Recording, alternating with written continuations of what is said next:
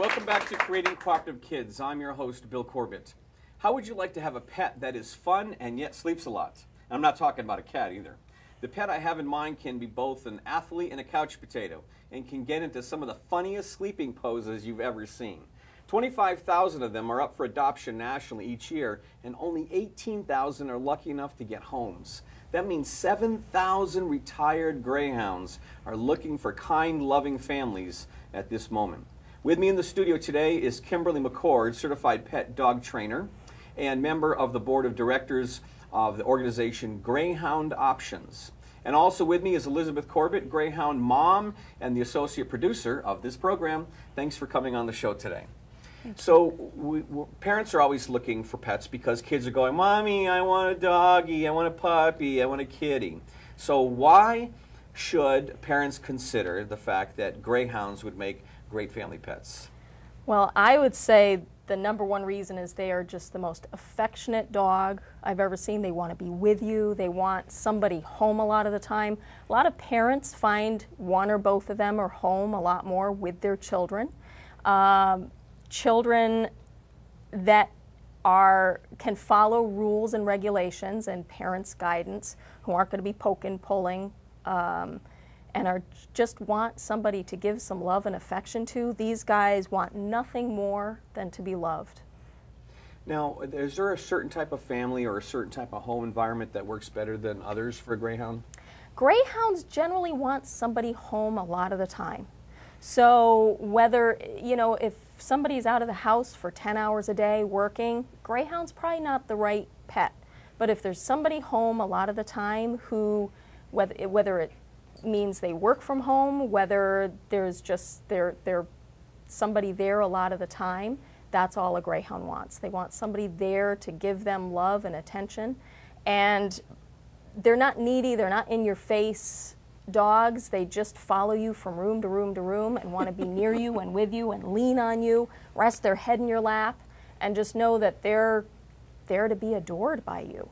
So if our cameras could at least catch some of the shots of the greyhounds, showing that we've got them here in the studio with us, it would be great if you can get a wider shot while we're talking. The thing that I found is funny is they love sofas. They need the big beds to sleep on. They like them high up off the ground. And amazing how high a bed will be that a greyhound will jump up on. But that doesn't mean you have to turn your furniture over to them, right? Because That's right. You can train them to use, and in fact, they make some very large beds now. Yes, that's right. My dogs are not allowed, my greyhounds are not allowed on our furniture. They're not allowed on our couch or on our bed. Our little rat terrier, on the other hand, she's allowed in both. These guys have super cushy dog beds in any room of the house where they're likely to be laying down, and they're happy to just curl up in their Ella Bean bed or their cushy pile of blankets and nest. And part of the reason I don't like the idea of a greyhound on a couch, especially in a house with small children, is if there's ever any resource guarding or any space issues. It's one of the highest incidences with any breed of dog with children and dog bites is on a couch, in a bed, sleep startle, space aggression issues. So when there are small children in the house, not a great idea to allow the greyhound up on the couch or in the bed.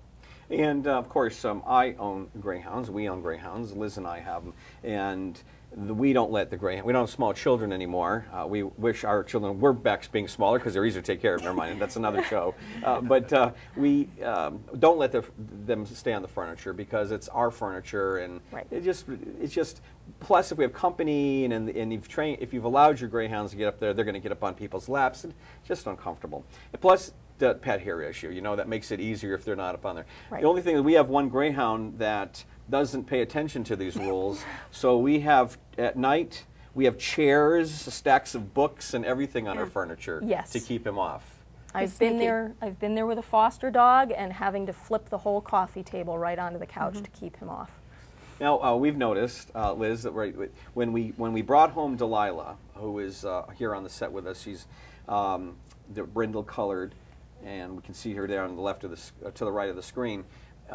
she was like a preschooler, right? We Yes. called her preschooler. Why? Yes. She just was very toddler-like. Of course, greyhounds have to acclimate themselves to a home, and they were in foster care for a little while to get them used to that. But there was a lot of learning experiences going on for her. We had to tape the screen so she wouldn't run through it. Just very childlike in the beginning, and she settled in very nicely. But definitely they're a lot like very tall furry kids.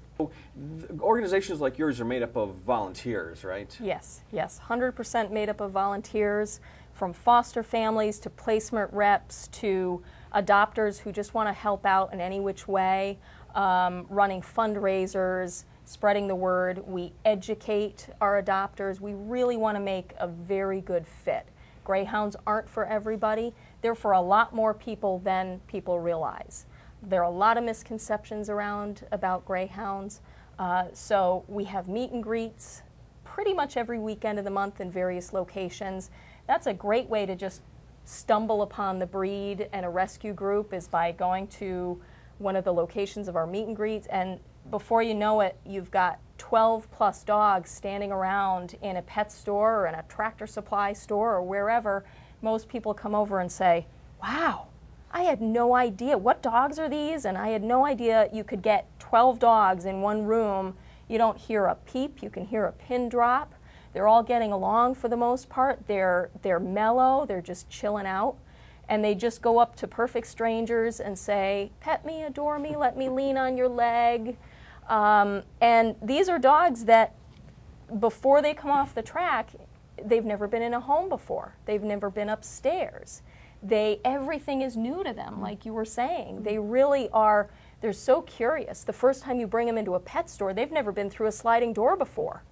You know, they're dumbfounded. What's so amazing is they love to walk, so you can take them out every day, every morning, every night, and walk them. Or if you don't have time, just let them out, and our two greyhounds, they race. They do about 3 or 4 laps. They tear up the grass around turns 1 and 3, which is done. So it's made my lawn care easier. Right. And then they come in, and they're done for the day. So it's right, Liz? Self-exercising. They love to run. They're made to run. That's what they do. Well, thank you so much for coming out today. And I hope that viewers see that we've got some great greyhounds here, and they make an ideal pet for a lot of families. So find your local greyhound organization and consider bringing one home.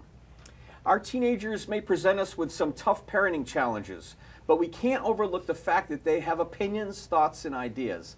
Coming up after the break, we're going to meet one group of Connecticut teens who took a stand and won a competition in making their opinions heard loud and clear to their peers. Don't go away. We'll be right back.